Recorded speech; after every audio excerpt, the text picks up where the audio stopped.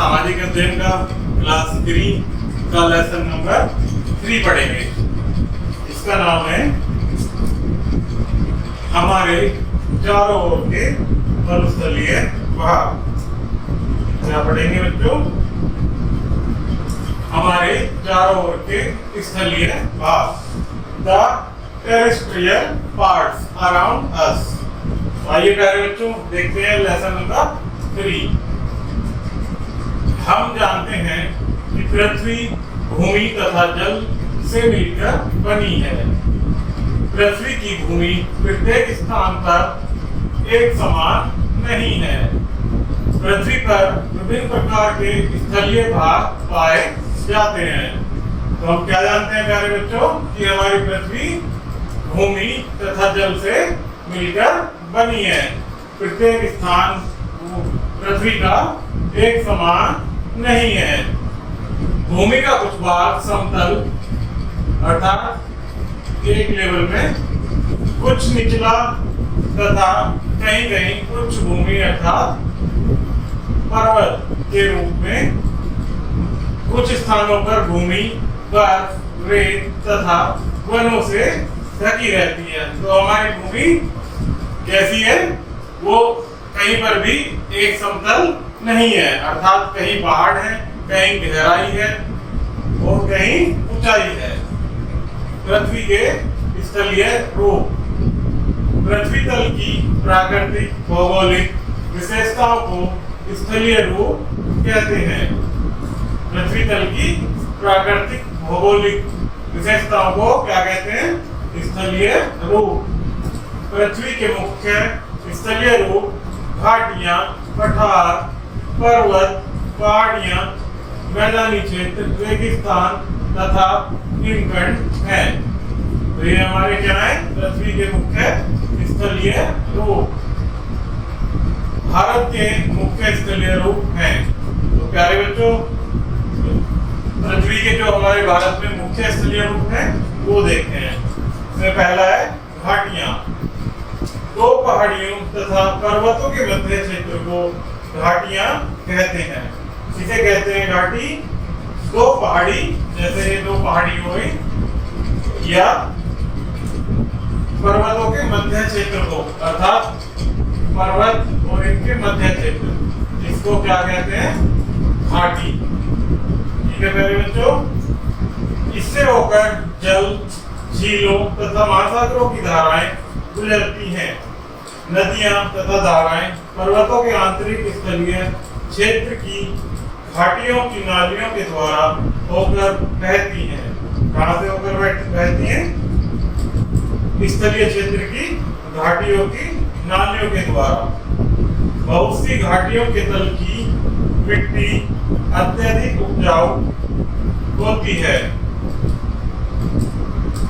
बहुत सी घाटियों के तल की अर्थात घाटी के तल की गहराई की मिट्टी अत्यधिक उपजाऊ अर्थात कृषि के लिए महत्वपूर्ण। कुछ घाटियों की सूखी भूमि नदियों तथा धाराओं के बहते जल के कारण बनती है। नेक्स्ट आती है हमारी मरुस्थलीय पर्वत तथा श्रृंखलाएं। भारत के उत्तर में ऊंचे पर्वत पाए जाते हैं। कहाँ पाए जाते हैं ऊंचे पर्वत? उत्तर दिशा में, जिनको महान हिमालय कहा जाता है। क्या कहा जाता है? महान हिमालय। हिमालय को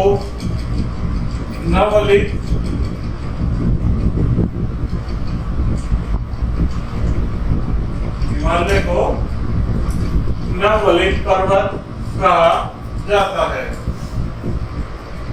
क्या कहा जाता है प्यारे बच्चों? हिमालय को नवलित पर्वत। ये वलित पर्वत पश्चिम में कश्मीर, पूरब में असम तक फैले हुए हैं। कहाँ तक फैले हुए हैं वलित पर्वत? पश्चिम में कश्मीर तथा पूर्व में असम तक फैले हुए हैं। ये लगभग 2500 किलोमीटर लंबे तथा 160 से 450 किलोमीटर चौड़े हैं। इसकी कुछ चोटियां सदैव बर्फ से ढकी रहती हैं। इससे ढकी रहती हैं इनकी चोटियां सदैव बर्फ से, क्योंकि वहाँ पहाड़ी क्षेत्र में लगभग बर्फ हमेशा पड़ती रहती है। विश्व की सबसे ऊंची चोटी माउंट एवरेस्ट का ही एक भाग है। विश्व की सबसे ऊंची चोटी कौन सी है प्यारे बच्चों? एवरेस्ट यानी हिमालय, माउंट एवरेस्ट। गंगा पर्वत, बद्रीनाथ, नंदा देवी, कंचनजंगा भी हिमालय की कुछ प्रसिद्ध श्रेणियां हैं। इसके बाद आता आपका पहाड़ियां। महान हिमालय बहुत सी अन्य पहाड़ियों से मिलकर बना है। हिमालय किससे मिलकर बना है?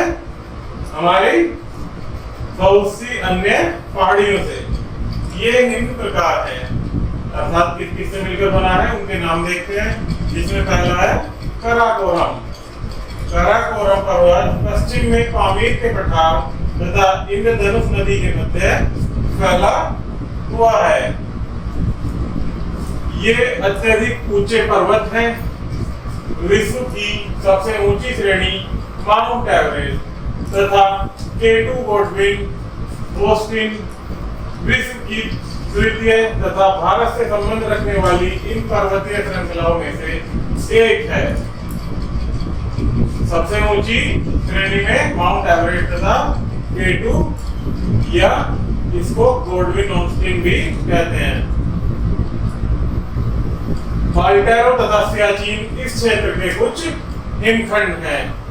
कौन है? बाल्टेरो तथा सियाचिन इस क्षेत्र के कुछ हिमखंड हैं। नेक्स्ट हिमालय। हिमालय द्वितीय पर्वतीय श्रृंखला है। यह पश्चिम में सिंधु नदी तथा पूर्व में ब्रह्मपुत्र नदी तक फैली हुई है। कहाँ तक फैली हुई है हिमालय श्रृंखला? पश्चिम में सिंधु नदी तथा पूर्व में ब्रह्मपुत्र नदी। हिमालय में 3 समानांतर श्रेणियां पाई जाती हैं। ये हैं हिमाद्री, हिमालय और शिवालिक। कौन कौन सी हिमालय में 3 समांतर श्रेणियां होती हैं? कितनी? 3। पहली हिमाद्री, दूसरी हिमाचल और तीसरी शिवालिक। पठार। पठार किसे कहते हैं प्यारे बच्चों? आइए देखते हैं। पठार एक विशाल उच्च भूमि के क्षेत्र होते हैं। क्या होते हैं? पठार एक विशाल अर्थात उच्च भूमि के, जहां समतल ना होकर कुछ सामान्य से ऊंचे स्थान होते हैं, उसे पठार कहते हैं। जिनके चारों ओर ढलवादार भूमि पाई जाती है। ढलवादार अर्थात इस तरह से, ये हमारा पठार कहलाएगा। तो इसके चारों तरफ ढलाई नुमा आपको क्षेत्र देखने को मिलेगा। परंतु पठार का सबसे ऊंचा भाग मेज की तरह समतल होता है, अतः इसको टेबल भूमि भी कहा जाता है। मेज की तरह एक स्थान पर आकर ऐसे वो समतल होता है, तो इसे टेबल भूमि भी कहा जाता है। कुछ पठार जैसे तिब्बत के पर्वत पठार पर्वतीय श्रृंखलाओं के मध्य फैले हुए हैं तथा इसके अलावा कुछ अन्य भूमि के ऊंचे पठार फैले हुए हैं। कुछ ऊंचे पठार भी फैले हुए हैं तथा पृथ्वी तल का लगभग 45% भाग नदी घाटी से घिरा हुआ है। अर्थात पृथ्वी का कितना परसेंट नदी घाटी से घिरा हुआ है? 45%। कुछ पठार जैसे भारत के दक्कन पठार तथा यूनाइटेड स्टेट के कोलोराडो पठार बेसाल्टिक हैं तथा ये हजारों वर्ग किलोमीटर में फैले लावा के एकत्रित होने से बनते हैं। किससे बनते हैं? हजारों किलोमीटर फैले लावा के एकत्रित होने से बनते हैं। पठार की मिट्टी फसलों की वृद्धि के लिए बहुत अच्छी होती है। अर्थात पठार की जो मिट्टी है उसमें फसलों के लिए आवश्यक तत्व उपस्थित होते हैं, जिसके कारण वो फसलों के लिए अधिक महत्वपूर्ण होती है। भारत के दक्कन पठारों में काली मिट्टी पाई जाती है, अर्थात दक्कन क्षेत्रों में कौन सी मिट्टी पाई जाती है? काली मिट्टी, जो फूड की खेती के लिए उपयुक्त होती है। काली मिट्टी कौन सी खेती के लिए उपयुक्त होती है? प्यारे बच्चों, फूड की खेती के लिए।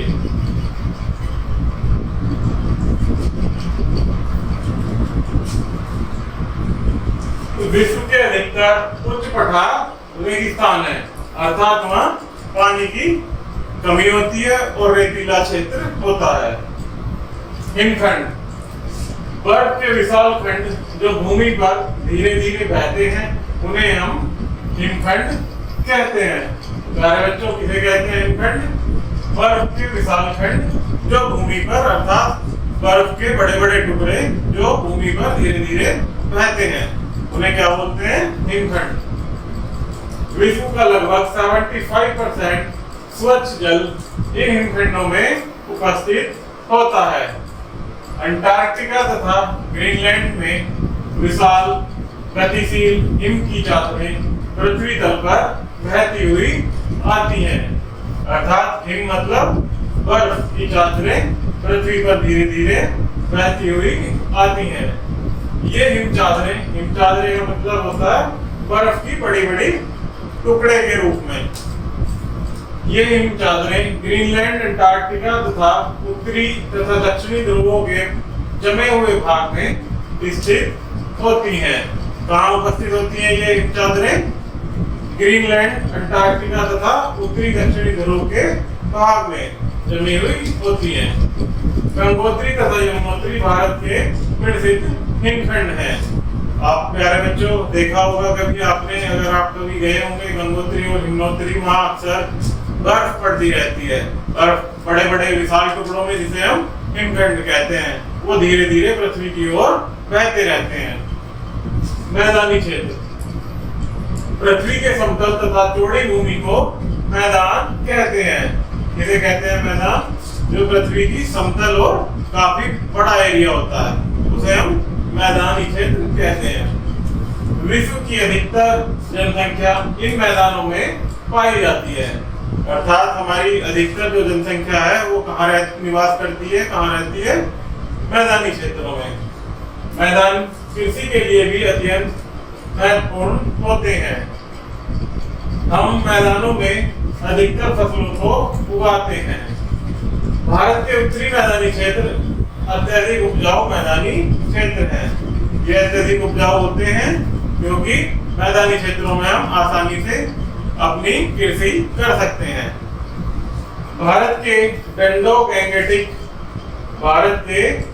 गैंगेटिक मैदानी क्षेत्र को उत्तरी मैदानी क्षेत्र कहते हैं तथा ये क्षेत्र भारत के उत्तरी तथा पूर्वी उपजाऊ क्षेत्र है, अर्थात ये पूर्व साइड में हमारे अत्यधिक उपजाऊ क्षेत्र होते हैं। संपूर्ण बांग्लादेश, पाकिस्तान तथा दक्षिण नेपाल के मैदानी क्षेत्र अत्यधिक जनसंख्या वाले क्षेत्र हैं। कौन कौन से हमारे अत्यधिक जनसंख्या वाले क्षेत्र? बांग्लादेश और नेपाल, दक्षिणी नेपाल। इस क्षेत्र का नाम सिंधु तथा गंगा नदी के ऊपर रखा गया। कौन सी नदी के नाम पर रखा गया? सिंधु और गंगा, अर्थात बांग्ला, पाकिस्तान अर्थात सिंधु रखा गया। ये दोनों नदियां इससे होकर बहती हैं। कहां से होकर बहती हैं? पाकिस्तान और बांग्लादेश से। मैदानों के वृक्षों के जीवन जलवायु द्वारा नियंत्रित होते हैं।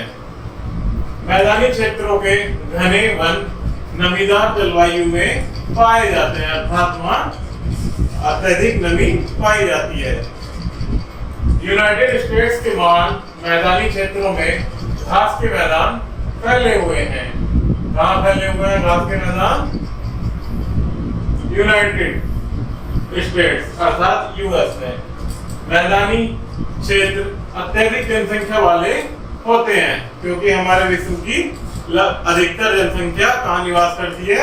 मैदानी क्षेत्रों में, क्योंकि इन क्षेत्रों की मिट्टी कृषि के लिए उपयुक्त होती है तथा इन ग्रामीण तथा नगरीय क्षेत्रों में सड़कें तथा रेलवे का निर्माण सुगमता से किया जा सकता है। जब हमारी भूमि समतल होगी तो वहां हम कृषि भी कर सकते हैं आसानी से, और वहां हम रेलवे के पुल वगैरह भी बना सकते हैं समतल भूमि पर। इसलिए यह भूमि रेलवे का निर्माण के लिए भी उचित होती है तथा कृषि के लिए भी अधिक उपयुक्त होती है। समुद्री तटीय मैदानी क्षेत्र समुद्र के ढलानों से बहने वाली निचली भूमि के क्षेत्र हैं। अटलांटिक तटीय मैदानी क्षेत्र का उपजाऊ उदाहरण है, अर्थात अटलांटिक तटीय मैदानी क्षेत्र उपजाऊ का उदाहरण है। उत्तरी अमेरिका से नोवा स्कोटिया से फ्लोरिडा के पूर्वी किनारों तक फैला है। कहां तक फैला है? नोवा स्कोटिया से फ्लोरिडा तक ये किनारों तक फैला हुआ है, जो कि ये उत्तरी अमेरिका के क्षेत्र हैं। नदी के किनारे की घाटी के फर्श को बाढ़ वाले मैदानी क्षेत्र कहते हैं। किन्हें कहते हैं बाढ़ वाले मैदानी क्षेत्र? नदी के किनारे की नदी घाटी के फर्श को बाढ़ वाले क्षेत्र कहते हैं। यह नदियों के किनारों के द्वारा छोड़े गए कीचड़, रेत तथा सिल्ट से मिलकर बनता है। किसके द्वारा मिलकर बनता है? ये नदियों के द्वारा छोड़े गए कीचड़, रेत और सिल्ट से मिलकर बनता है। ये पदार्थ नदियों के अपर्दन द्वारा आते हैं। नदियों के अपर्दन अर्थात नदियों के बहने से ये पदार्थ बहकर किनारे पर आ जाते हैं। बाढ़ की परिस्थितियों में ये नदियां इन पर अपरिहित पदार्थों की विशाल मात्रा को ले जा सकती हैं।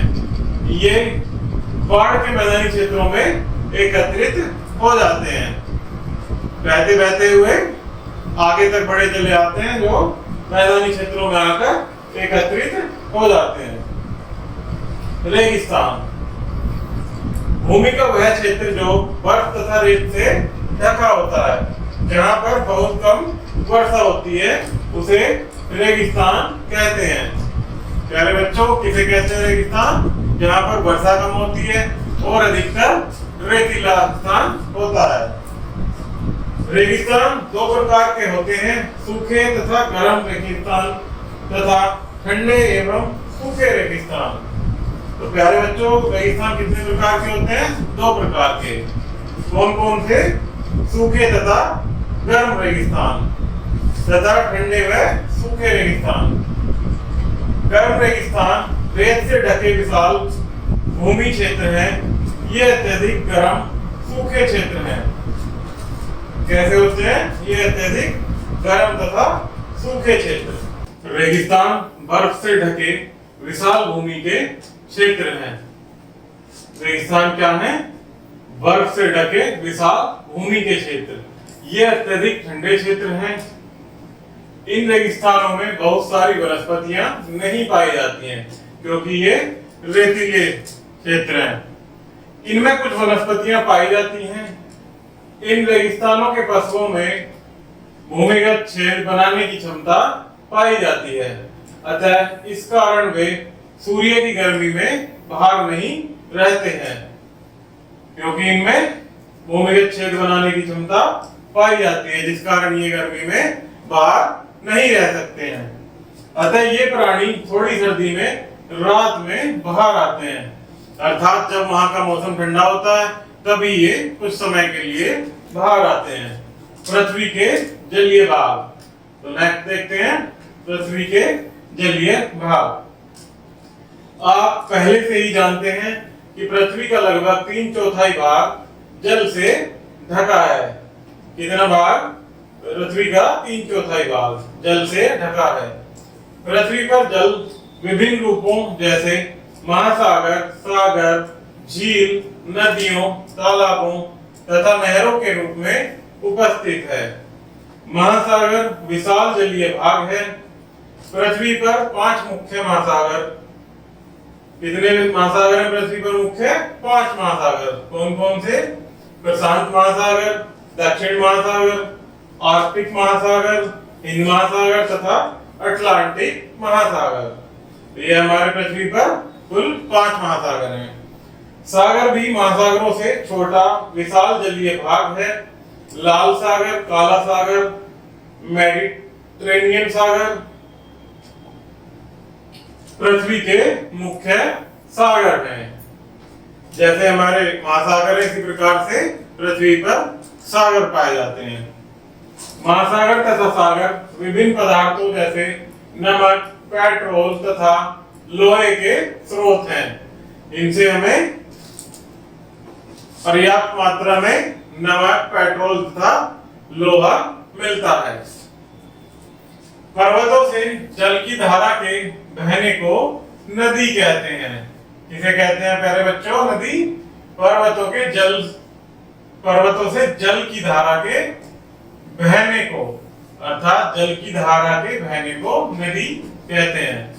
गंगा, ब्रह्मपुत्र, नील, मिसिसिपी पृथ्वी की मुख्य नदियां हैं। कौन कौन सी पृथ्वी की मुख्य नदियां?